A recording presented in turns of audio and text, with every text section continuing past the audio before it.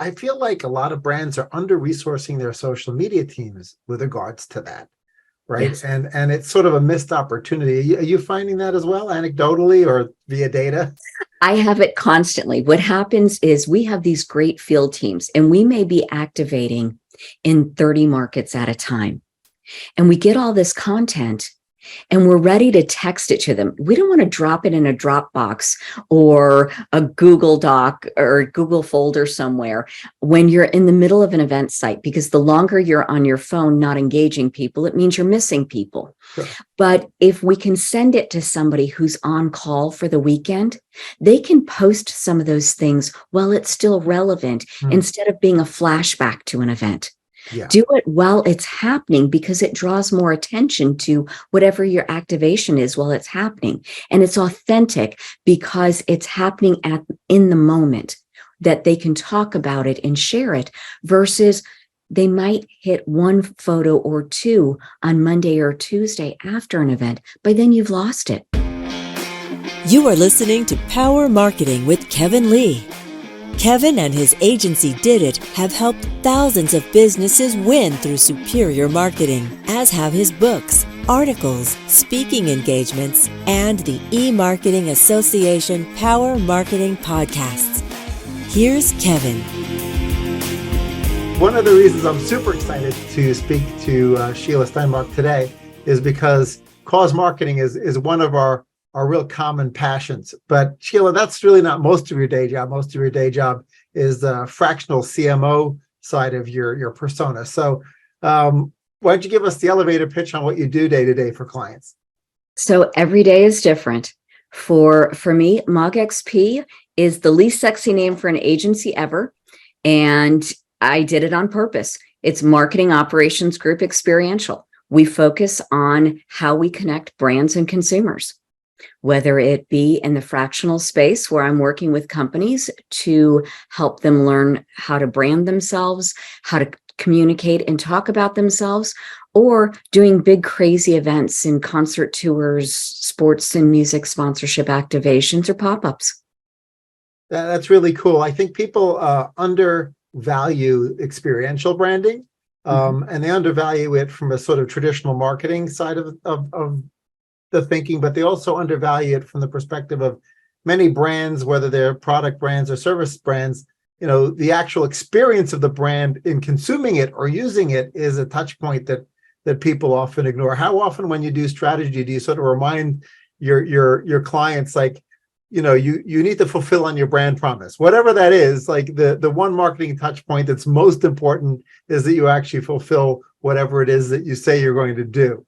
Because I tend to hear a lot that gets ignored. It does. When you own a brand, you make a commitment to your consumers, and it doesn't matter if it's B2B or B2C. You have a relationship with them and you stand for something. So you need to be authentic. But to be authentic, you actually have to deliver on that. I've been doing a ton of speaking lately about the different issues that have come up with brands who have taken very, very sharp turns and have been called out by the public. And it happens when brands choose to deviate from what their consumers are used to seeing and expect to see, and they've really committed to. Yeah, one other thing that you hear, it's very sort of sexy right now, is the idea of brand purpose, right? And sometimes it's taken literally, and sometimes it's taken more figuratively. So have some of your clients started to ask for your assistance in sort of refining and defining brand purpose as it relates to authenticity to their brand? Yeah, there have been. I have worked with a couple of major brands that chose to do cause marketing in a way that really showcased who they were and leading with their purpose, which is, for each of them, it's a little bit different, but it's really about who they are, how they give, and what they mean to their consumers. So one question that I hear a lot, because I've been involved in cause marketing for 21 years, is like you can sense sometimes when you talk to a brand or a merchant that they're looking to just use either corporate social responsibility or cause marketing or even corporate philanthropy as this band-aid, like greenwashing or whatever. And that really sort of fails the authenticity test. So when you start to speak with marketers about that, how do you approach the idea of making sure that whatever they're doing really resonates with who they are as a brand? A couple of the tests that I give them are, is the brand equivalent to the charity?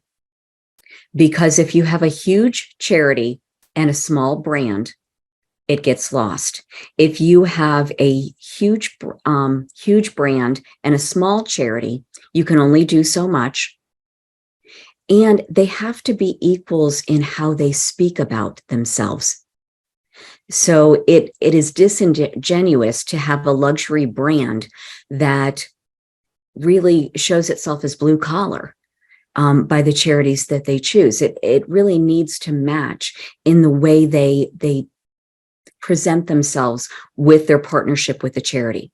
And at a certain point, especially large corporations, publicly held companies have to be able to justify why they give and how they give, but they can still choose to give, and they can do it the right way and make it truly impactful. And what you see is a lot of times brands will give money just to see who will showcase it the loudest versus where can you do well. And if you do cause marketing the way it should be done, you don't have to tout it. Others will tout it for you. That's a great point, a really great point. You know, one of the areas that I've found most interesting in my sort of adventure down the cause marketing rabbit hole has been the idea of separately from whatever else the company might be doing, to figure out how to essentially democratize the cause marketing. Amazon Smile was to some extent inspired by We Care, which I started 21 years ago. And then now that on President's Day this year, Amazon shut Smile down. And so Giving Forward, my nonprofit, has sort of picked up that ball and started to run with it again. But in that case, the consumer sort of feels like they're making the decision, right, which cause they're supporting. So to some extent, it democratizes it. It's very interesting because when you look at the press that Amazon received upon shutdown, as well as their shutdown announcement, you could sort of tell that they thought about the money that was going into the Amazon Smile Foundation and then being redistributed as their money, right? Whereas the consumers using Smile, generating $100 million a year in donation revenue, they thought about that money as their money. So it's really interesting. I'd love your perspective on that situation as it relates to when a brand, chooses to engage with a platform that allows for the democratization of the cause marketing, how that changes the dynamics. When people choose to give through a brand, they feel like they own that relationship. And I believe that they feel that deeper connection versus, okay, we're going to shop with this group, therefore they're going to just pick how much they want to give. No, there is supposed to be a percentage based on how people spend and what they choose to spend and where they choose to spend. And people speak loudly with their buying dollars. Right. I know there's been a lot of research about how people, when it comes to a tiebreaker between two merchants or a tiebreaker between two brands, sometimes cause marketing or CSR or corporate philanthropy will be that tiebreaker, right? And so to the extent that's one way to demonstrate the ROI of any one of those three, in particular cause marketing, because then you actually have a one-to-one line. So what else has you excited about the category of cause marketing and how it's evolving now that it's becoming increasingly digitized? Well, I feel like the side of it that's digitized, there's a lot online that's happening, but it's also pushing people to face-to-face type of events, which is my forte, that interaction, the face-to-face, and then it pushes it back to online. So what it does is it extends the reach of the cause and the engagement. And by doing that, it allows people to feel better connected, one with the brand and two with the cause. Yeah, it's interesting you mentioned that. As a sort of just mistake, we stumbled into this because when Giving Forward was relaunching into the affiliate space, we chose to do a headshot photo booth at Affiliate Summit East. And we just wanted to have something that was far more valuable than a squishy brain or a t-shirt or a mug to give away. And we had no idea there would be a line, a 5 to 10 minute line to get headshots at the event. But that was essentially a digital giveaway, right? That then we were able to not just do lead gen off of, but the people have sort of this recollection every time they look at that headshot that they'll be picking up today, actually, about remembering the event and remembering who the sponsor was and remembering that, Giving Forward's goodpics.org was facilitating the whole thing. So it is really interesting to see how, the physical world and the digital world are really starting to intersect much more. We've actually systematized it now. We'll be rolling it out at all sorts of events, and that'll be a bunch of fun. And of course, we'll allow either event producers or event sponsors to pick which nonprofit gets 70% of the donation revenue. So it's interesting that you bring that up. When you're speaking to brands in general about doing activations at concerts and activations at big events, what are some best practices that you see people fail on, where they should, where they they throw the money at it, but then they don't, the execution fails as a result of things? I think the worst thing they do is when they sponsor something and don't require an activation. So often brands will decide they're going to sponsor a concert tour, but then just leave it at that. When part of the sports or music sponsorship usually entails space on the concourse, right? Engagement. And that is the best place to be, where you're actually enjoying those special moments. Anytime you can be where a consumer is the happiest and having these joyful memories, creating memories with friends and family and doing things they love, that's where the brand should be. Yeah. So that's number one, is activate. Number two is make the activation appropriate for the space that you're in. Giving away items is not a true engagement. What are you going to do to interact? We've done concert tours where we've run a second stage. We have done t-shirt cannons from the stage, but also had contests on the stage during intermission, having people in the concourse, and then exit sampling.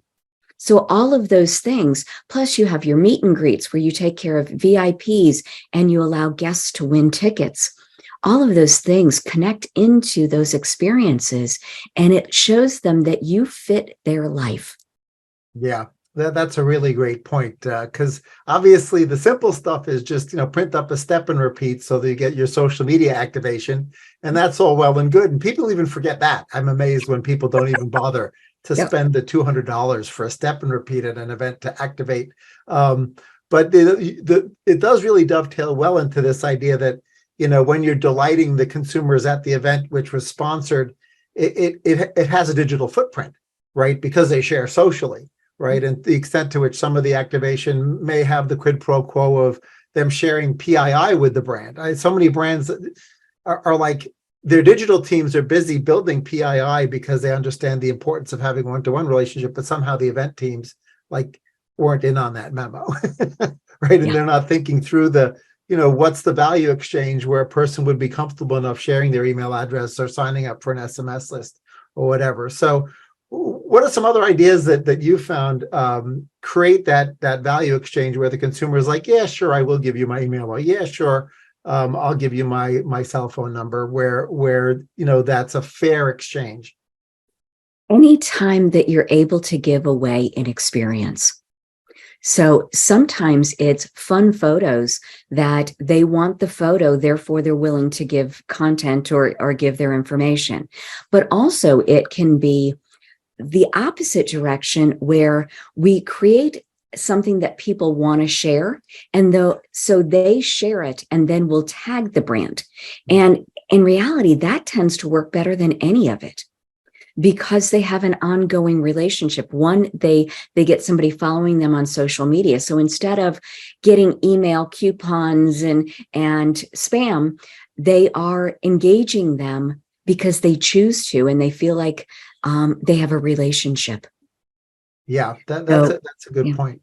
So it's the ability to receive something or to further engage the brand by getting an opportunity by sharing something. And if your post is selected, then you win a year's supply, or you win backstage passes, or whatever that thing may be.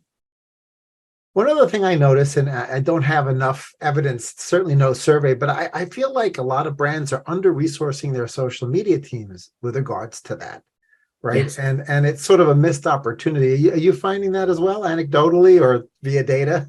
I have it constantly. What happens is we have these great field teams, and we may be activating in 30 markets at a time.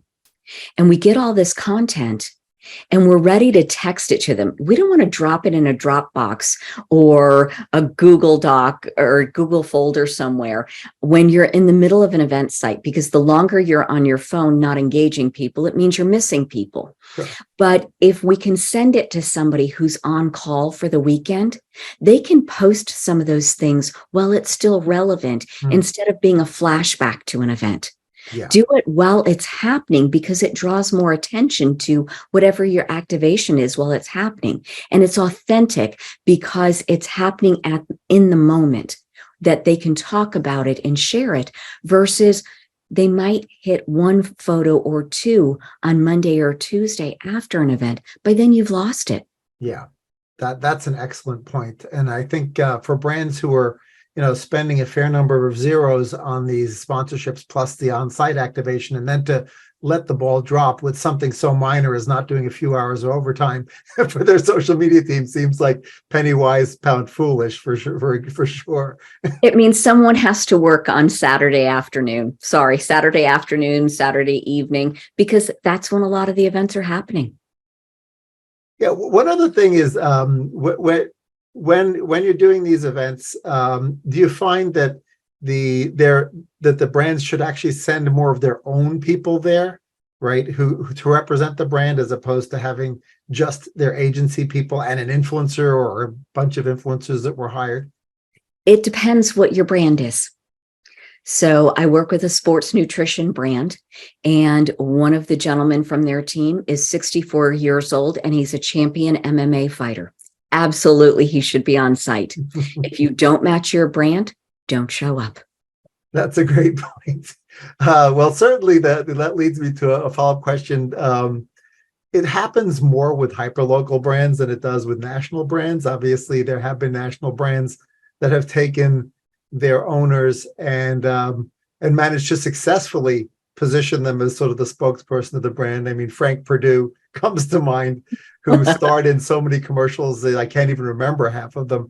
But what are some things people should watch out for, other than just the fit and the authenticity, if there's a fairly adamant CEO or founder of a family-owned business who sort of like wants to be in the space? They want to be there, they want to be in the commercials, they want to be at the locations, etc. If you can't fight it, is there media training you can do with these people? Do you send them to acting classes? Like, how do you deal with that when it's a non-negotiable? I think media training is huge. Presentation skills are huge. And they have to fit the brand. And if they don't, then they have to be passionate enough about it that the consumers love them. There are some people who own a brand that if consumers saw them, they would never buy the brand again. And it's time to walk away. I've worked with plenty of brand managers who shouldn't be in front of the public. There are some who have great charisma, and it showed. I worked for Anheuser-Busch for years. And regardless of your feeling about Anheuser-Busch, when Mr. Busch stood in front of the camera and he poured a beer and he talked about the product, you knew it was his passion. It was his first love. Right. Well, that's when you find those perfect fit between the senior level executive and the brand, that's obviously something that is maybe under leveraged. So what about the flip side, where the person is actually, some people put fear of public speaking higher than death on their list, right? So how do you deal with those founders where you sort of like, if only we could unleash this passion that they have privately in the conference room or boardroom into the public, it would be a valuable asset? How do you tap that? I think you do more stage more things where you can get video, you can get photos, and not necessarily make them talk to the camera. If they're in the boardroom and they're talking to their team, then record them talking to their team. Make it authentic to them and don't force fit it into a studio. Yeah, that's a great point. One thing that's changed since the early days when I was in advertising, back in 92 at McCann Erickson, and was at that point, anything corporate, right? The production value that you needed to sort of the bar you needed to cross in order to release something to the public was pretty high. So any kind of video production work was going to have a budget with a lot of zeros. Mm-hmm. And now there seems to not only be a willingness by the public to accept a much different level of production quality. To some extent, it conveys authenticity if it was shot on an iPhone or a smartphone or whatever. So when you sort of art direct, or you're working with someone who's sort of creative directing these kinds of events, how do you make decisions around production value, right? Do you sort of decide it needs to fit the brand, or it needs to fit the event and the brand, or, is there any sort of guideline that you can give people? It really has to fit both the brand and the scenario. So whatever the event is, it needs to match. But a really polished brand, you want to do behind the scenes. You want to have fear of missing out, those exclusivity type things. And the production value doesn't have to be quite as high, as long as it's seen as very valuable and an insight, behind the scenes type look, where if it is a more blue collar or just more of a generic brand that is everyday public, then they want it to be a little rougher. And when it comes to brands that represent that really talk to kids, they want it fun, they want it quirky, they want it to be surprise and delight. And it should be. It should fit the personality. Absolutely. A great point. One other missed opportunity that I see a lot, and let me know whether you see this too, is, especially within earned media and owned media events, including activation, there's this sort of time slice where they think about it from a very narrow campaign basis. In other words, it starts on this date, it ends on that date. And they don't think about it from a long-term SEO basis. They don't think about it as a long-term activation digitally and repurposing it on social later down the road. To me, that seems like a missed opportunity, and that you could have gotten so much more ROI out of the event had you thought about it as a long-term asset and not just a campaign-based event. Absolutely. It needs to be an integrated marketing campaign, because there should be so much lead up to it and so much follow up. And that's why I talked about events needing to have digital before and digital after, that then pushes to live again. And it should be a wave almost. The other part of it is to make sure that it makes sense, the touch points, the talking points, that it isn't something that is just about today. It is about the lifestyle and the connection and the relationship. So for my clients, I create a document called A Day in the Life of, where not only do you talk about the event, but you talk about the person's entire day, of how they spend their day up until the time they get there, how they get there.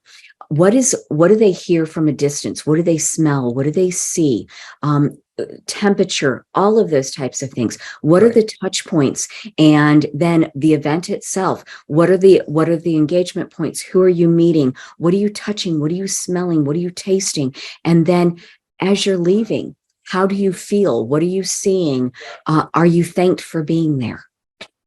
Yeah, what I love about the way you describe that is you choreograph it as a memory creation overall, right? It creates a memory that has lasting power. And brands spend so much time trying to make an impression, make a positive impression, and they don't think about how memorable is everything, including particular events and event activation. But one other related question is, you really are orchestrating a choreography, and the bigger the brand is, certainly once you get above 50 million, 100 million a year in sales, you start to end up with silos within organizations. right? But in order to get this choreography working the way it should, somebody, perhaps yourself, needs to help break down those silos internally and make sure that all the teams are aware of what their little piece is, as well as how they can use what's happening to their own advantage, make their own P&L or KPIs look better, right? So what's been your best strategy in sort of creating that internal teamwork when the people are fairly siloed at a large organization? I typically make a scorecard.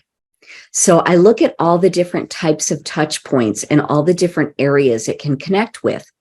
And so I put best practices in of different types of programs and how it can reach different areas of the company and how people can contribute to build this to be more. And then at that point, I let them put their value in for each of those points. And based on that, it should deliver a certain ROI. Mm-hmm. And they can decide which of those pieces they want to keep. And it has to do with them showing up. Great. So do you have any fun stuff coming up in the next year, or are you excited about the next year as it relates to, events in general, the return to live events, or AI? Is there any room for AI in all of this stuff? I think there's absolutely room for AI, but we won't go there because that's a show all on its own. And then as far as coming, I think that this year we are seeing events come back.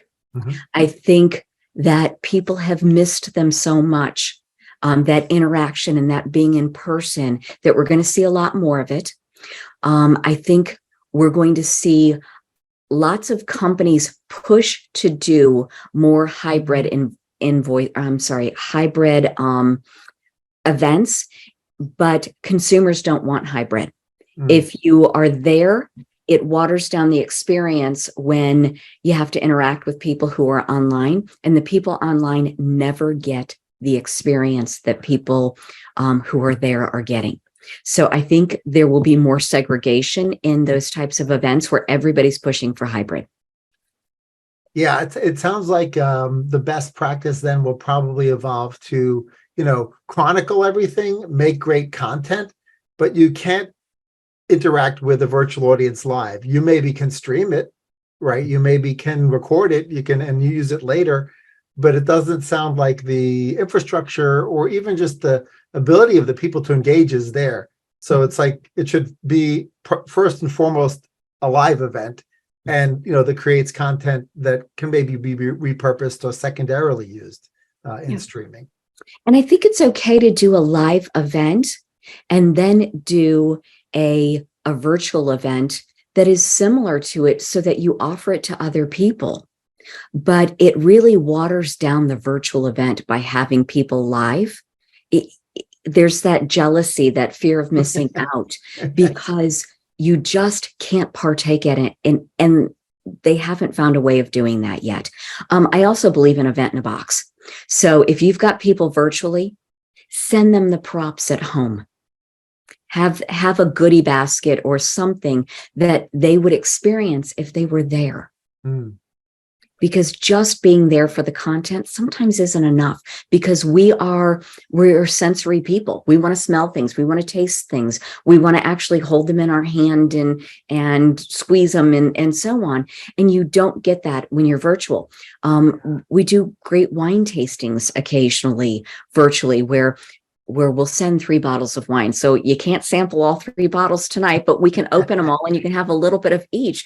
But it's the idea that you can actually partake in it. And it's about as close as you can do it to a live event.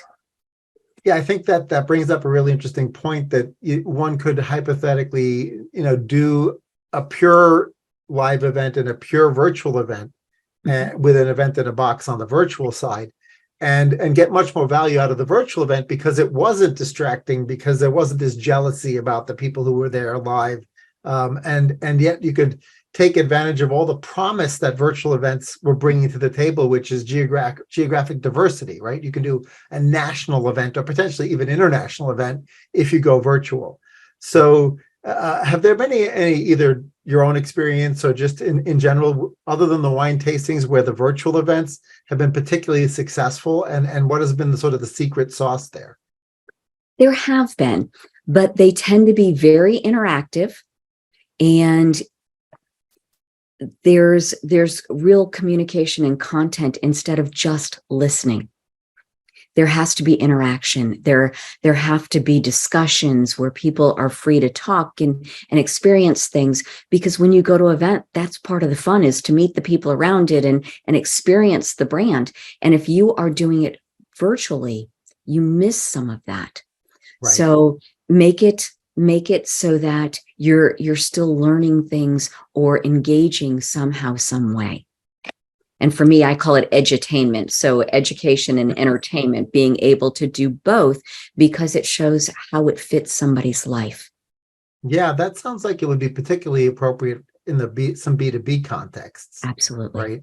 And on the B2C side, you've got me thinking, I'm going to try to wrap my head around it a little bit more, like the potential to create teams or pods who are experiencing a virtual event in their own smaller groups, to allow and facilitate for some community building within a smaller group. That'll be interesting to see whether any of the platforms facilitate that a little bit better than just a Zoom breakout room, for example, which I think is clunky in many ways.